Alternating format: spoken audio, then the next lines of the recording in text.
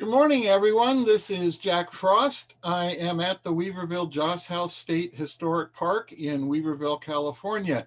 Today, we are going to be visiting the Cloud Forest Temple, the structure that you see right behind me. And we will be celebrating the Dragon Raising His Head Day. This is on the second day of the second lunar month.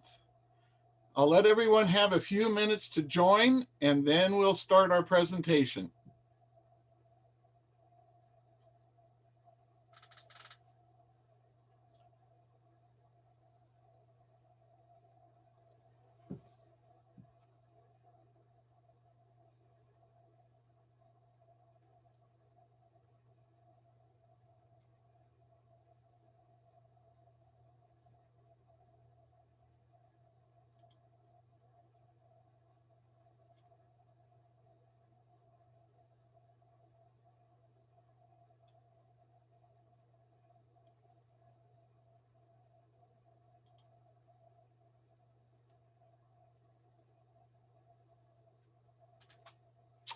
Well, I see that we have about 120 participants today. Again, welcome to the Weaverville Joss House State Historic Park. We are located in Weaverville, California, about 50 miles west of Redding, at the base of the Trinity Alps. Weaverville is a gold rush town that was started in 1849. And by 1851, there were thousands and thousands of miners here in this valley, everyone searching for gold. And there were over 1,000 Chinese immigrants here also. By 1852, they decided that this was a permanent community that they could survive in, and they decided to build a Chinese temple to honor their ancestors. So let me start the program.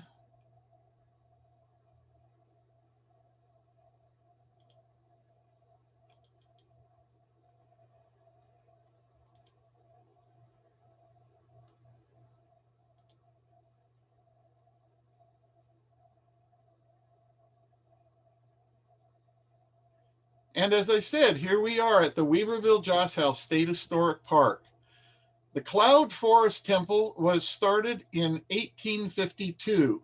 It is still a functioning temple, although it is part of the California State Parks Department.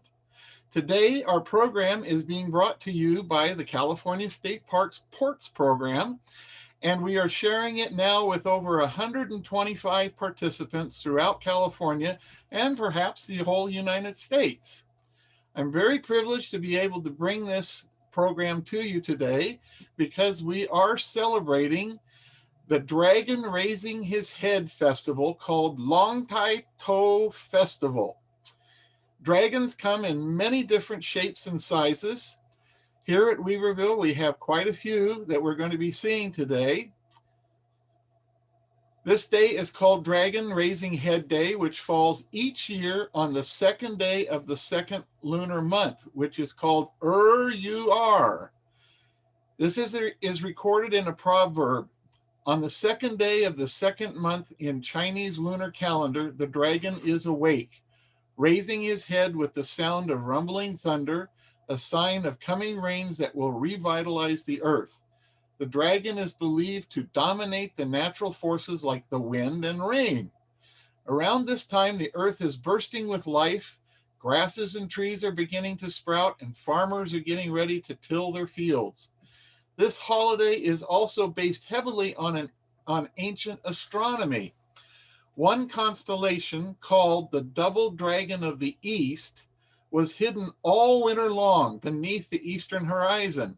But on the second day of the second lunar month, the dragon's head emerged above the eastern horizon, a phenomenon called Long Tai To, dragon raising its head.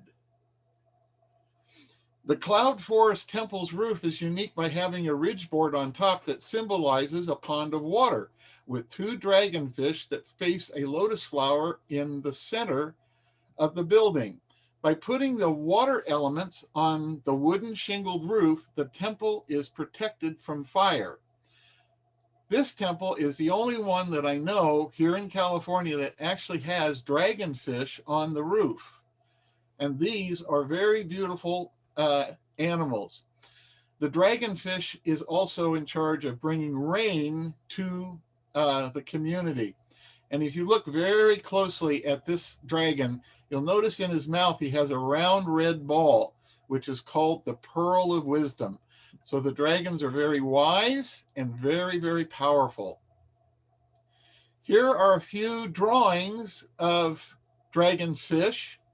These will be uploaded onto the Weaverville Joss House Facebook page so that you can obtain these and have fun coloring them.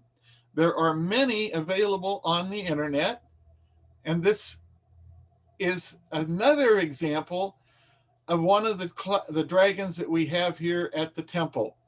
This is actually a Chinese cloud dragon. They have the head of a dragon and a body made of clouds, and you can see it sitting right up above on the top of the board in the clouds. This dragon robe was used in the Weaverville Chinese Theater. The actor that wore this could animate the face of the dragon. Inside, the head or the face is like a glove. You put your hand inside the glove, you can lift up the beard, you can wiggle its tongue, you can make the eyes go back and forth as if it's alive and looking at you. This dragon is actually painted on the drum inside the temple, and you can see the large round red circle towards the bottom. That's the pearl of wisdom that this dragon is trying to obtain. The one dragon that I like the most is called Celestial Dragon Chasing the Pearl. It was painted in 1941 by Cyrus Wong. It sits on the side of the Dragon Pavilion at the Chinese Cultural Center in Los Angeles' Chinatown. You can see the colored version on the top right, and then there's a black and white photograph of Cyrus Wong painting that mural back in 1941. He immigrated to the United States in 1920 from Canton, China. He was detained for over 2 months on Angel Island in the immigration station before he finally was able to join his father in Sacramento. He worked very, very hard throughout his young years and eventually was admitted into the Otis School of Art and Design in Los Angeles, where he excelled as an artist. He never gave up his Chinese heritage. He always used the old form of painting using the Tang Dynasty style, and that proved very, very valuable for him in later years. Cyrus Wong was best remembered for his role as the lead production illustrator in Disney's 1942 film Bambi. He did all of the artwork. He didn't do the animated characters, but all of the scenery was done in that Tang Chinese Dynasty style. Cyrus was also a renowned kite maker. He was best known for flying his 200-foot-long dragon kites on Santa Monica Beach year after year. He lived to be 106 years of age, and these dragons were very, very beautiful. They're very long, over 200 feet. He made many, many kites. He made centipedes. He made dragons. He made turtles. And he made frogs. And he made birds also. Here are a couple of drawings. These will also be available on the Weaverville Joss House Facebook page. You'll be able to copy these and colorize them yourself. There's 2 for your enjoyment. This is one that's already done, a little ferocious, but many, many different colors. Traditional things to do on the dragon raising his head day.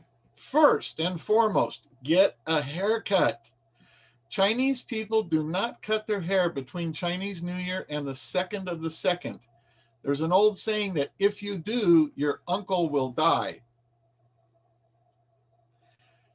The next thing is to eat special foods on the second day of the second lunar month. Noodles are called dragon whiskers. Dumplings are called dragon ears, and pancakes are called dragon scales. How about eating noodles while you're getting a haircut? I don't know, it might be a little messy. Back to the Cloud Forest Temple. The gates are closed and you can see the large round red circle, which is called the Moon Gate. The Chinese are very aware of the lunar cycles, and that's why we call this the second day of the second lunar month. As we walk into the Cloud Forest Temple, above the door, there are 3 gold characters on the red board. They read Cloud Forest Temple from right to left. And the character in the center is very easy to understand. It's 2 trees standing next to each other. The cloud character is repeated on the board to the right that's painted gold with blue characters. It says, the cloud dragon opens the door to great fortune. And the one on the left says that the forest phoenix spreads peace and tranquility. The phoenix and the dragon are symbols of yin and yang, the Taoist symbol. And that helps identify this particular Chinese temple as primarily being Taoist. Just inside the front doors is the temple's spirit doors. They're painted gold to bring great fortune to the community. The doors are always locked and kept closed. This keeps out evil spirits who will never change their ways and refuse to walk around anything that gets in their way. They always travel only in straight paths, never making turns. However, humans who follow a good path in life can always walk around the spirit doors. And as we enter the temple, we come up against those doors. Above is the ship of the ancestors called the Chai Moon Screen. And if we were an evil spirit, we would probably have to stop right here. And if we actually attempted to make a turn to the right, we would then be facing the guardian of the temple. And he's sitting on this little shrine right at the entrance.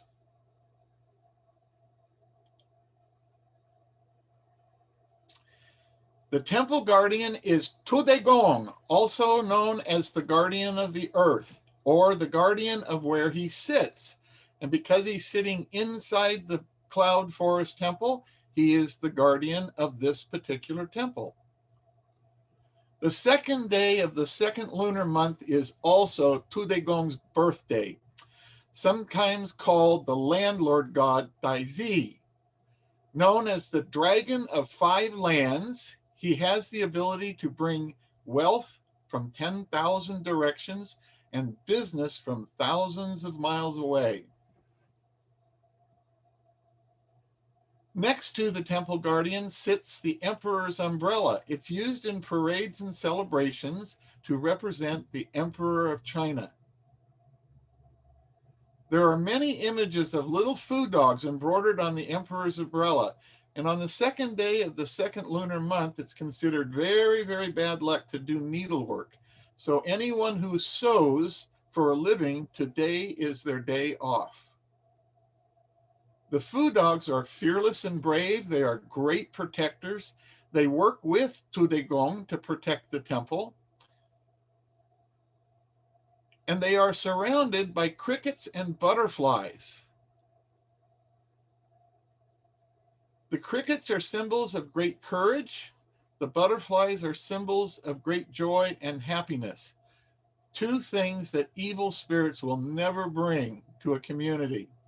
On the second day of the second lunar month, the dragon raises his head from sleeping all winter. This is also the day that insects wake up from winter, which is a sign that spring has arrived.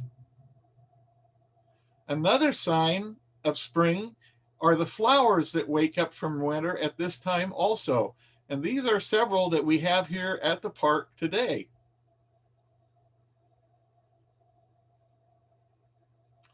The temple drum drum, and gong.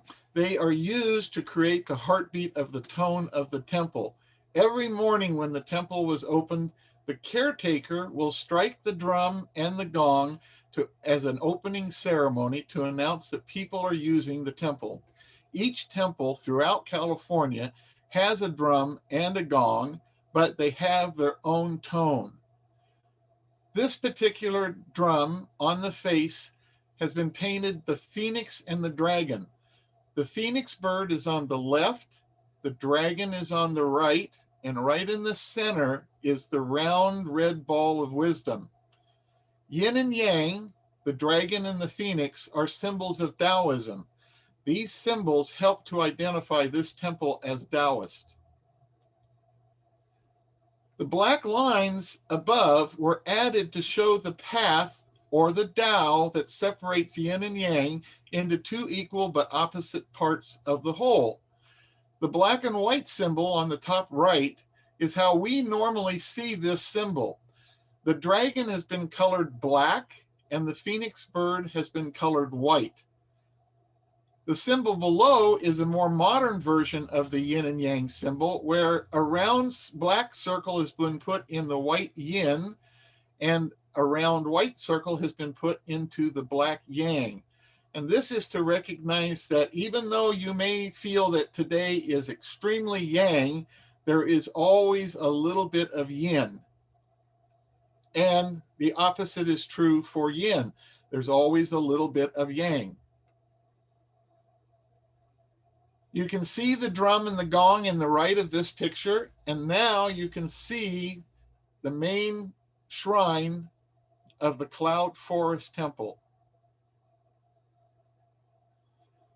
The shrine to the ancestors was made in Canton, China, hand carved out of mahogany and teak and pine, highly decorated with the favorite colors of red, green, and gold, and all of the columns in this structure have dragons carved into them.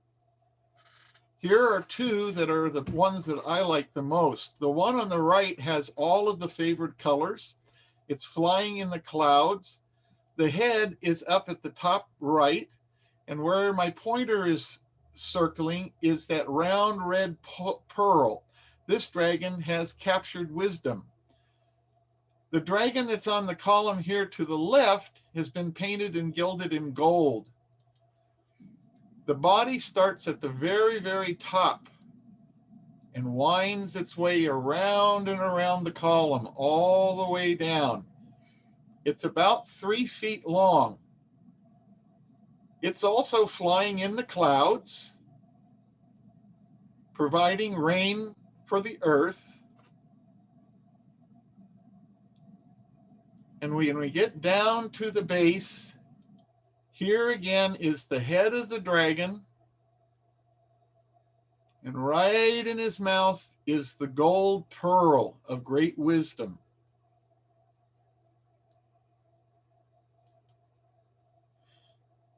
To the left of the main shrine are the parade banners honoring Emperor Bakai. They were gifted to the temple in the early 1870s by the Chinese businessmen and the Chinese associations here in Weaverville. There were 4 of them because they are donated during the 4 seasons of the year. The one on the left is the fall banner, then the winter, and then the spring, and the summer is on the far right. So the second day of the second lunar month, the dragon raising his head day, fits right in between the 4 banners, between winter and spring. You'll notice there are large flying bats on the fall banner and on the summer banner, which is on the far right side. The bats are called Fu, and great fortune is also pronounced Fu. There are actually 85 flying bats represented in the Cloud Forest Temple. So the structure is completely filled full of good fortune. And on top of the one banner, oh, excuse me, this one shows the bottom of the banner with the tassels. They are colored in the correct colors of gold, red, and green. Green is for good health, gold is for wealth, and red is for good fortune. Right above the tassels, there are gold wired butterflies holding mirrors that always tell the truth and never lie. Here's the picture of the dragon above the flying bat. He's highlighted in red on the right, and there's a butterfly right below him. Each of the four banners has a very old theatrical painting on the back. These are very, very seldom seen by our visitors. We had an opportunity to turn them, so we took pictures of them. This is the summer banner. It shows three Chinese men whose names are Fu, Lu, Shao. These men represent good fortune, great wealth, and long life, something that all of us strive for during our lifetime. The spring banner has the images of the immortal twins, He and Ho, and they are stopping to admire a clay pot in this scene. They are known to bestow blessings during weddings. They represent the two famous poet monks of the Tang dynasty, Han Shan and Xiad. They are also recognized as the patron saints of potters who work with clay or porcelain. In the fall banner, we have a picture of Wang Kao-si-chi, considered to be one of the greatest calligraphers of all time. Legend has it that his handwriting was greatly improved by observing how geese move their neck. And in this particular painting, the geese are highlighted in the little red box. This particular painting of Wang Kao-si-chi, you can actually see the geese, and he's writing in the book to his left. The fall banner has the image of Mu Guaying. Brave and loyal, she is the Chinese cultural symbol of a female warrior. And who was the female warrior? This is a painting of Mu Guaying. She lived during China's Northern Sung dynasty. Her name here, which is more familiar in the US, is Mulan. And Mu Guaying crater on Venus is named after her. Here is an opera performance in Peking. This is called the Mu Guaying play. And here she is battling a demon spirit. In 1964, the Chinese Historical Society of America honored the Weaverville Cloud Forest Temple with their historical marker, recognizing the temple as the oldest continuously used Chinese temple in California. The Taoist ceremony in honor of the Chinese ancestors was presented by the Ching-Chung Taoist Association on many occasions. Reverend Wilson Lee, who is in the center, said that the energy that he felt here in Weaverville at the Cloud Forest Temple was very, very similar to what he had felt back home in China before he had come to the United States. These ceremonies happen occasionally, but every year at Chinese New Year's, we have a Chinese lion dance during that celebration. This is a watercolor that was done many years ago of one of those celebrations. And here I would like to share with you the Chinese lion dance of last year.